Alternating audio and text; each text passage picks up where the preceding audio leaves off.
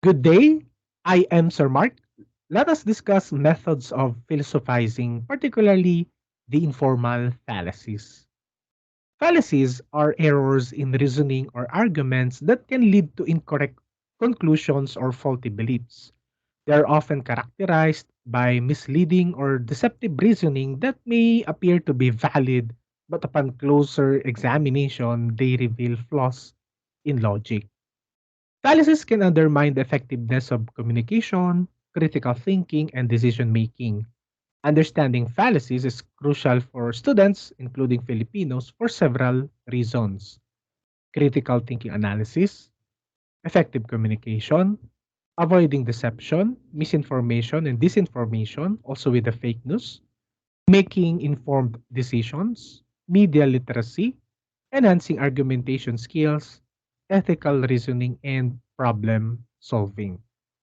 So here are some of the fallacies: prestige jargon, to quoque, appeal to pity, against the person, appeal to force, appeal to the people, argument from incredulity, appeal to ignorance, equivocation, composition, division, false cause, hasty generalization, and begging the question. Number one, prestige jargon. Prestige jargon is using complex technical language to impress or intimidate others without adding substance to the argument.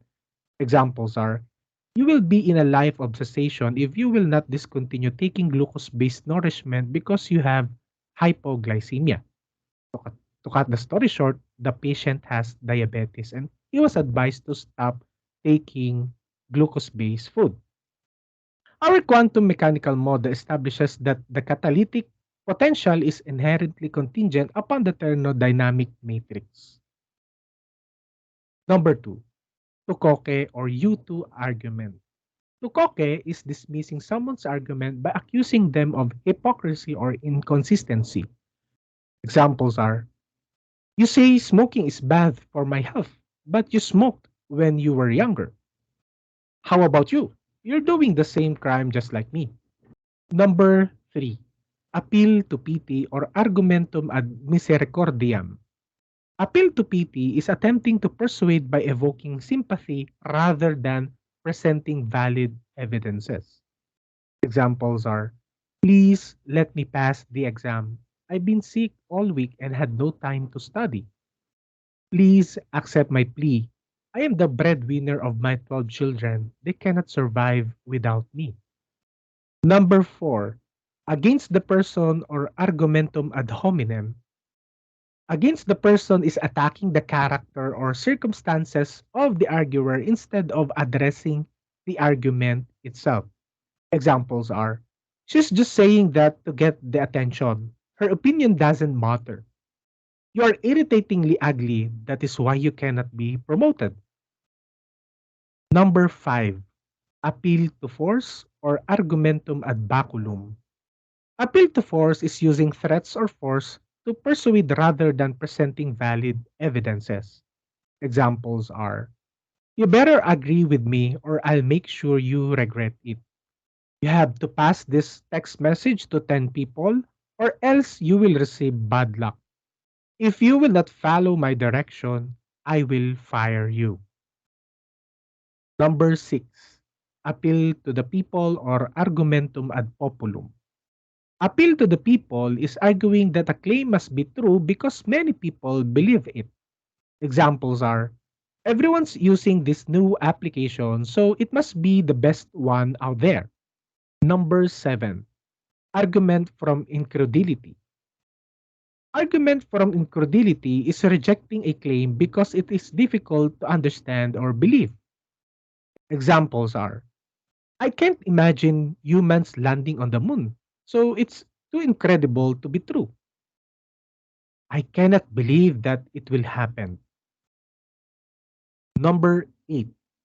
Appeal to ignorance or argumentum ad ignoratiam. Appeal to ignorance is arguing that something is true because it hasn't proven false or false because it hasn't been proven true. Examples are: there's no evidence that alien life exists, so they must not be real. So if you cannot prove that your answer is true, then it is false. Number 9, equivocation. Equivocation is using a word with multiple meanings and switching between them to mislead or confuse. Examples are, a feather is light, therefore what is light cannot be dark. The fruit of Mount Manahaw is so beautiful. Her mother loves to eat apples, but she is the apple of the eye of her grandmother. I'm sure her grandmother will have a hard time eating her. Number 10, composition. Composition is assuming that what is true of the parts must be true of the whole. Examples are, each player on this sports team is outstanding, so the entire team must be exceptional. This apple is ripe and delicious, therefore, each apple in this container must be ripe and delicious.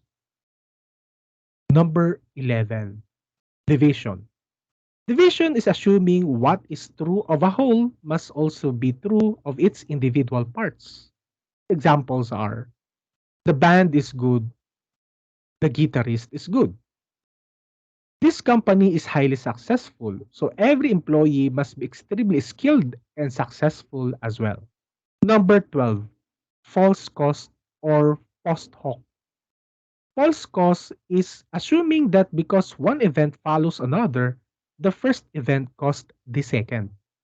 Examples are, I wore my lucky socks and my team won. The socks must be lucky. The acquaintance party went so bad, so next time let us remove the party in academic program. Number 13, hasty generalization. Hasty generalization is drawing a broad conclusion based on insufficient or unrepresentative evidences. Examples are, I met one rude person from that city. Everyone from that city must be rude. Since one of his premises is wrong, all of the things he will tell from now on is wrong. So don't listen to him anymore. Every boy your age already has a girlfriend, so you should go and find one. Number 14, begging the question or circular reasoning. Begging the question is using the conclusion of the argument as a premise, essentially assuming what you're trying to prove. Examples are, philosophical anthropology is a study of anthropology in a philosophical way. Hydrogen is air, oxygen is air, therefore H2O is air.